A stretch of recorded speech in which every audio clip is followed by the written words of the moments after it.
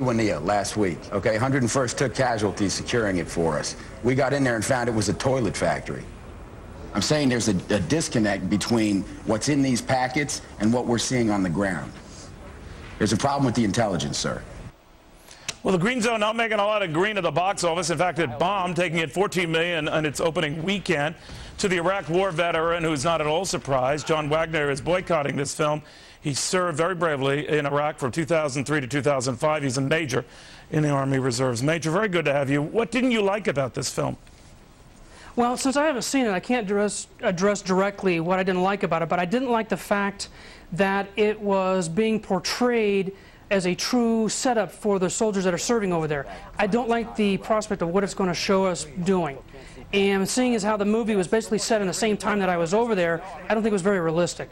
All right, well, I don't want to give away the movie to our viewers here, but it pretends to kind of look back at the reasons why we got involved in Iraq and the weapons of mass destruction. And Matt Damon, of course, plays this soldier who couldn't find them, and that Washington was hiding all this stuff, right. Yada, yada. But it does follow a line of Iraq wars that have bombed: Body of Lies, The Kingdom, Stop Loss, The Hurt Locker, Redacted. and on and on. Hurt Locker, a little different, but the same message not resonating. Why not? I'm not saying that we have to have a movie like The Green Berets or The Longest Day or anything like that, but why can't we come along with a film similar to We Were Soldiers Once? Something that takes an event that actually happens and portrays it somewhat lifelike and doesn't have to make a statement. Something that people will enjoy. It can be entertainment. That's what people want to go see. They don't want to see something that's make a political statement. You know, look at all the people that live in the center of our country that support our troops. Those are the people that are going to go see these films over and over, and the ones that fill the theaters, not just the ones on the coasts. All right, but it is interesting that a lot of these movies, in fact, all of the major Iraq ones have bombed. They really just haven't made it. And I wonder, Major, whether your comments on the message in the movies notwithstanding, it's just an unpleasant topic, period. There's not such a thing as a good Iraq War movie or a good Iraq story, that this isn't the time to be looking at either. What do you say? No, I think people are very hungry for a true story. They are very hungry for a realistic story. The fact that The Hurt Locker comes a little closer to some of that than these other films, I think shows that they've got interest there if it's done right.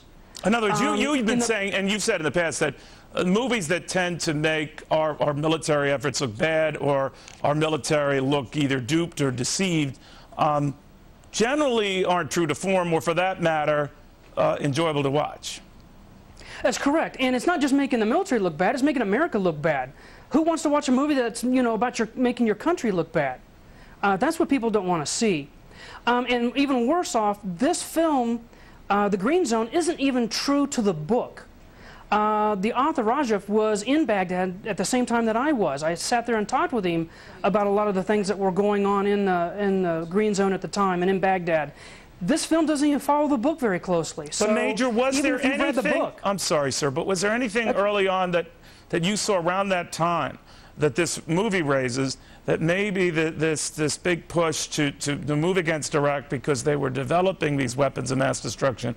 Any of that true? Were any of you guys who were there looking into that, trying to get to the bottom of that, and not finding anything to corroborate what Washington was saying? There was a lot of stuff going on, and I can't divulge anything, you know, that is sensitive.